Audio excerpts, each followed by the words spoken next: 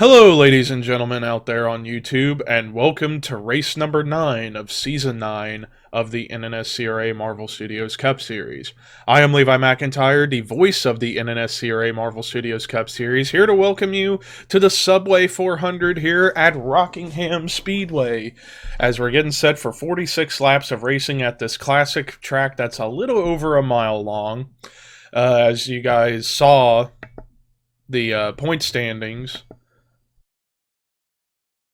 and knockout qualifying results at the beginning of the video, so let's take a look at the starting lineup. In the last row, it's Raphael Leduc, Jonathan Zorling. Top 10, Riley Henry is on the pole for today. Starting next to him is Zachary Fitzwater. Row 2, Sev Bellringer Enterprise teammates and the ladies of the team, Alyssa Drayson, Melissa Alexander. Row 3, Quentin Moore and Jessica Shelton. Row 4, Jesse Turner, Jordan Forbes, and then row 5, Seth Cole and Austin LaPlante. Let's get the Command 2 fire engines for the Subway 400 at Rockingham.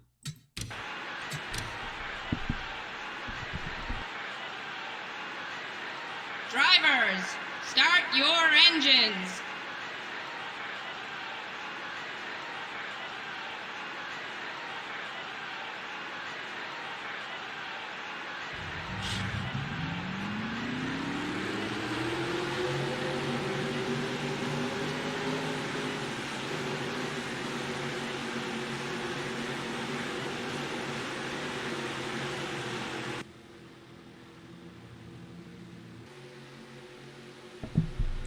All 40 drivers now on the racetrack for the pace lap, and this could be a huge race for quite a few drivers. Riley Henry being one of them, as he is on the pole, still searching for his first career win and to be the second driver to win a race for Shadow Call Racing, as the last two have been won by Scott Groverston, so he might want to try and get 3 in a row for Shadow Call Racing. But the pace car is in pit road, so we all know what that means, ladies and gentlemen. Boogity, boogity, boogity, let's go racing!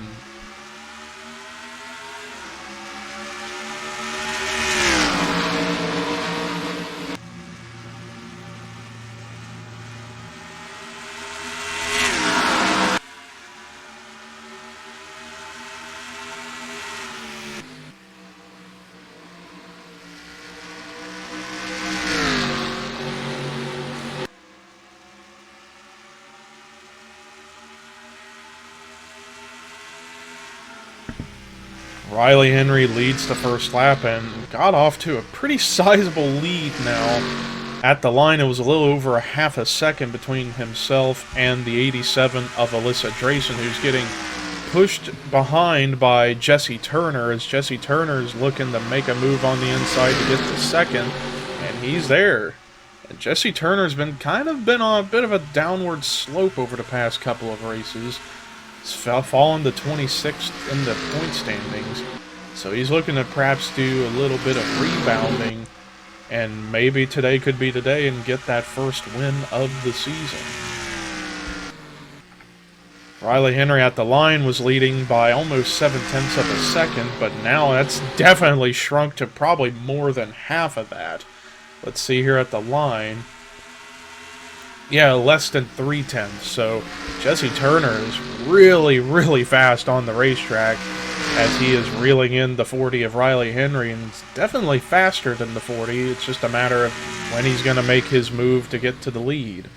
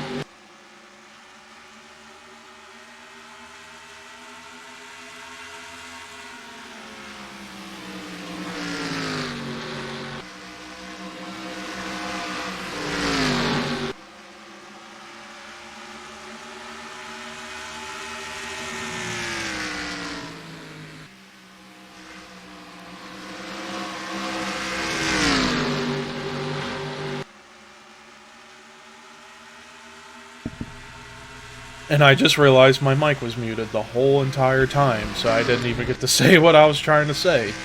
Anyways, I was saying with Jesse Turner trying to get a little bit of momentum back as he'd been on a bit of a downward slope as of late. Fell to 26th in the point standings, and right now he is pulling away from everybody. He's just a rocket ship on the racetrack somehow. And then Seth Cole, the defending series champion, trying to do all he can to get something going, as he's only had 2 top 10 finishes to kick off the season, which still is pretty decent, but nowhere to the level of a championship driver's caliber.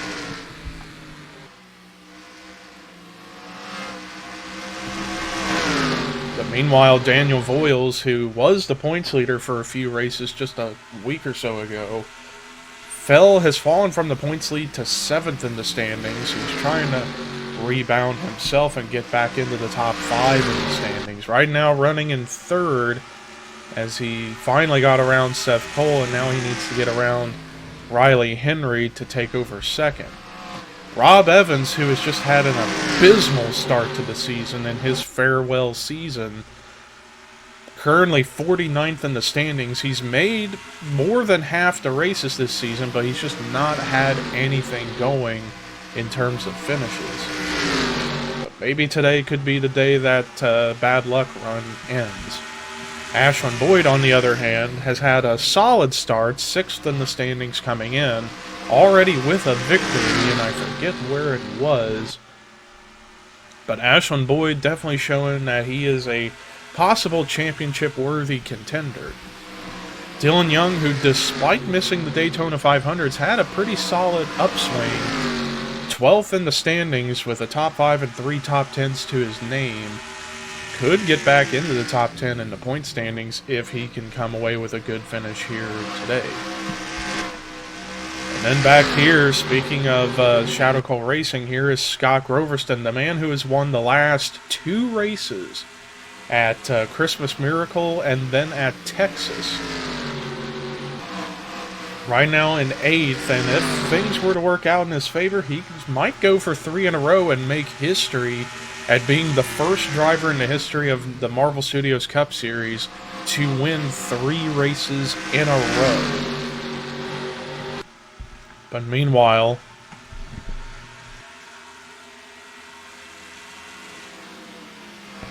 William Brock, on the other hand, who is 9th on track, 9th in the standings. He actually fell a few spots after last week at Texas.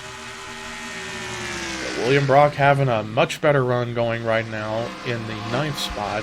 And then right behind him, ironically, 10th in the standings, 10th on track, Kyle Matthews. Matthews bounced back into the top 10 in the standings, and he's had despite only 1 top 10 finish this season, he's been slightly consistent, showing that he's able to stay out on the racetrack and avoid too many problems.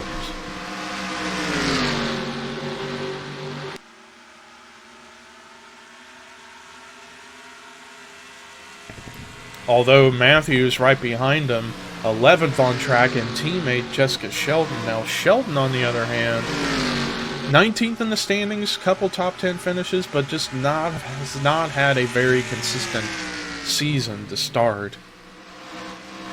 But maybe today could be the day that all changes. But let's get back up to the front of the field and watch Jesse Turner, who's grown his lead to almost 3 seconds. Ever since he took the lead, it's like that clean air has really, really helped him.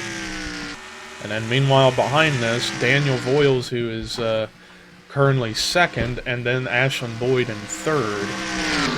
And these two are battling it out for 2nd, as Jesse Turner is just in like a whole nother universe of sorts.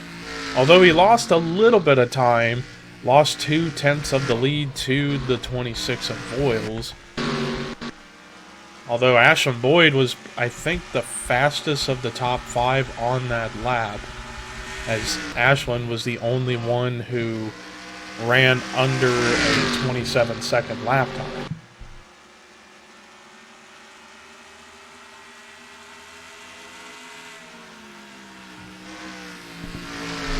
lead is starting to shrink little by little. So it's like Jesse Turner perhaps used up all of his equipment at the early going to get the lead and try and pull away. And I don't know why the game's doing that, but we're back now. As his lap times continue to get slower and slower, now it's about a 2-second lead between the top two, and Ashland Boyd kind of perhaps doing a little bit of drafting with Daniel Voiles to gain a little extra speed on the straightaways in hopes of catching the 17 of Turner. But now Ashland Boyd might be trying to go for the lead, or go for second now, inside of Voiles.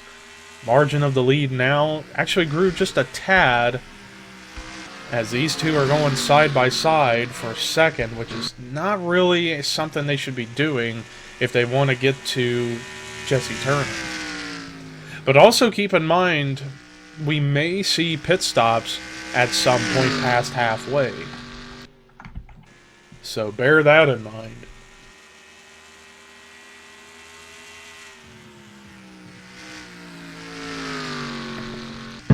Now Turner is back to pulling away from everybody as Daniel Voiles somehow held off Ashland Boyd for second and keeps that spot. And now Jesse Turner's starting to run faster lap times again, although not in the 26s, but in the high, or in the low 27s. But that lap he was slower. Now it's under 2 seconds between the top two, and Ashland Boyd in the mix as well. So if they don't come to pit road soon, we could possibly, within the next 5-6 laps, see a three-way battle for the lead. Although I feel like Jesse Turner at this rate is going to get the most laps led bonus points. Although that lap he ran really, really fast and grew half a second on second place. So Turner may not have used up all of his stuff. I don't know what was going on with him to why he was losing ground, but now he pulled away by a half a second that previous lap.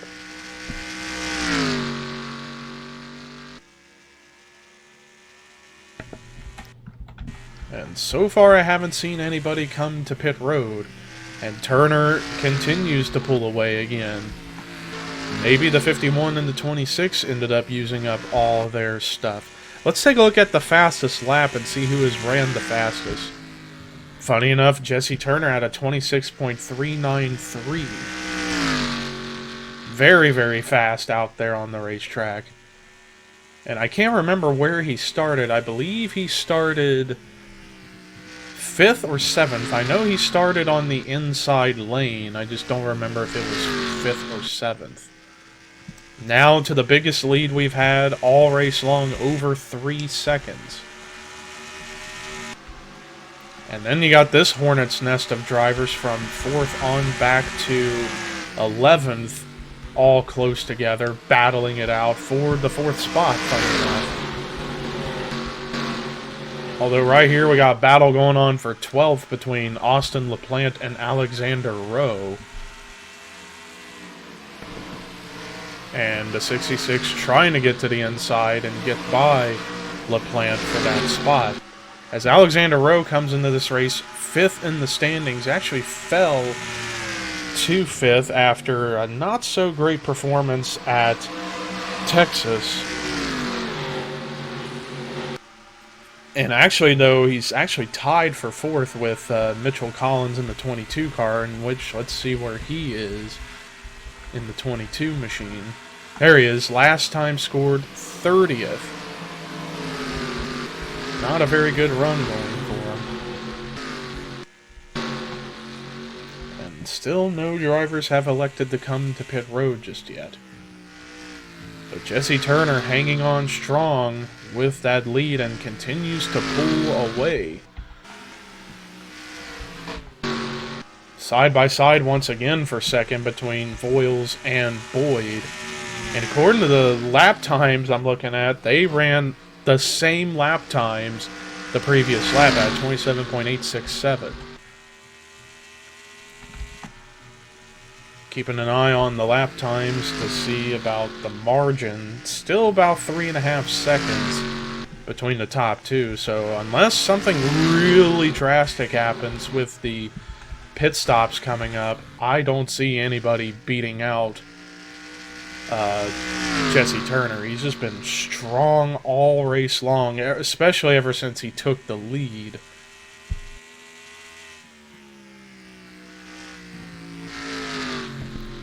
Now he's got almost a 4-second lead over second, who is now Ashlyn Boyd, as Boyd has finally got around Daniel Voiles. So maybe Ashlyn Boyd may have something, although he's going to have to hope for a fast and quick pit stop and hope that Turner has a slow stop. But yet nobody's come into pit road just yet. And let's look at the bottom 5 right now. It's Henry Sanford, Keith Miller Jr., Cody Lamas, Stuart Campbell, and Joey Parkhill.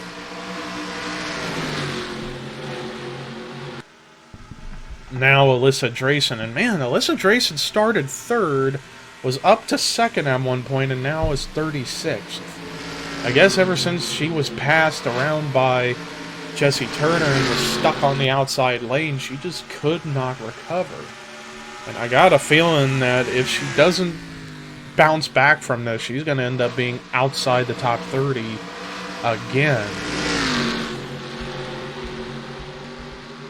But you got quite a few other drivers up in here that could fall out as well, or yeah, like Joey Parkhill, who's just barely in the top 30, only 2 points ahead of 31st. He could fall out if he ends up bottom 5. But I'm looking around to see if there's going to be anybody going into pit road at any point. And so far, nobody's come in, which is kind of surprising. Especially as the tires are getting more and more worn out as they are running slower and slower and slower lap times as the laps go by.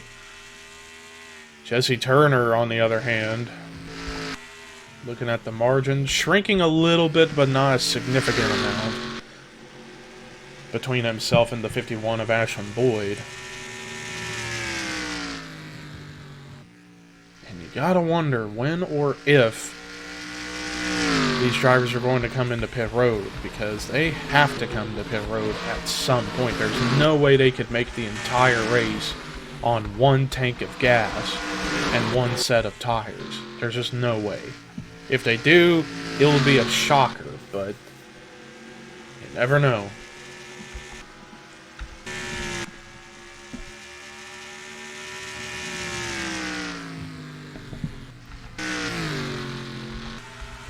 And so far, I've yet to see anybody come in, because that's going to be the difference maker, especially here at the end of the race. Turner continuing to pull away little by little now. Again, a little over 3.5 seconds between the top two. And then there's Seth Cole leading the group of cars from 4th on back to 9th. Back to William Brock.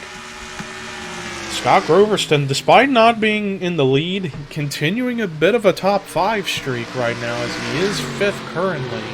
But now he's about to possibly fall to 6th as Alexander Rowe trying to get to the inside and take that spot. And now we're finally seeing green flag pit stops with about 9 to 10 laps to go. Although Turner does not come in this time, neither do the top 3. But what about everybody behind this?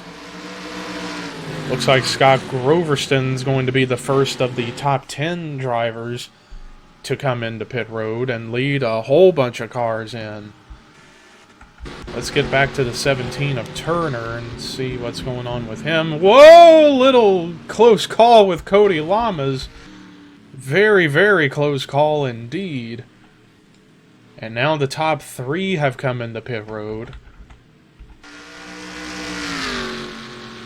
Alexander Rowe going to stay out, and the last thing that the 17 wants is a caution to come out, because if a caution were to come out, Oh dear, that would really shake things up. Oh, Turner! Turner gets collected in an incident with Jordan Forbes! That's gonna cost him the win! And Forbes is spun around. I don't know if that's gonna be a caution. No caution for that, even though Forbes went around in a 360. But yeah, Jesse Turner gets beat out of pit road by Daniel Voiles. And Ashlyn Boyd is right there too, and Alexander Rose still out on the racetrack. Holy cow, what a dramatic turn of events here at Rockingham, as Alexander Rose still out on the racetrack, has yet to come to pit road. I guess he's trying to stretch it out and pull away and try and put as many drivers a lap down as he can. But I don't know if he's going to be able to make it on gas or not, but if everything were to stand the way they are, holy cow, what a dramatic turn of events here at Rockingham. Alexander Rose still going to stay out on track. And actually, he managed to pull away from the faster cars of Voiles and Boyd. But man, that incident with Jesse Turner is going to cost him the win, perhaps, as it's now 5 laps to go. And there's only 5 cars on the lead lap right now. Although I don't expect that to last long, and it doesn't look like it's going to last. I think Alexander Rose is finally going to come to pit road. I guess he realized he couldn't make it. Rafael Leduc's coming in, as well as Dylan Jacobs. And then the only other ones yet to come in, I believe, are... well, funny enough, there was one of them, Adam Garcia, who is the highest ahead of the drivers who has yet to come to pit road. And then the other one being Charles Belding in the 91, but I don't see him anywhere. I think he came into pit road. So Adam Garcia would currently be the leader, but it looks like he's getting ready to come into pit road as well. So a lot of different leaders as a result of differing pit strategies going on. Let's go to where we think the leader is right now. There he is, Ashlyn Boyd, who I think will more than likely get the race lead now. Jesse Turner has now gone by Daniel Voiles to get up to what could be second. Keeping an eye on things, and yeah, Adam Garcia got passed. So yes, officially Ashlyn Boyd leads, trying to go for win number 2 this season. But it ain't over until it's over, and Jesse Turner may make a comeback run, but he's going to have to really push it, as we are coming to 2 laps to go here at the Rock.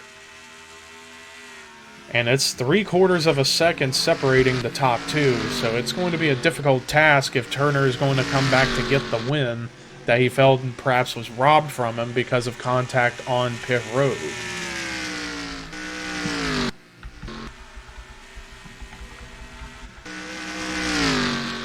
Coming off of turn 4, and we're about to take the white flag here at Rockingham. White flag is out for Ashlyn Boyd. Almost identical lap times, but Boyd was a little bit faster. And as long as Boyd doesn't screw up, he should be good to go to get the win here, his second win of the season. And join Scott Groverston in being multi-time winners so far here at the beginning of Season 9. Checkered flag getting ready to wave off of turn number 4. Win number 2 of the season for Ashlyn Boyd. Ashlyn Boyd wins the Subway 400 at Rockingham.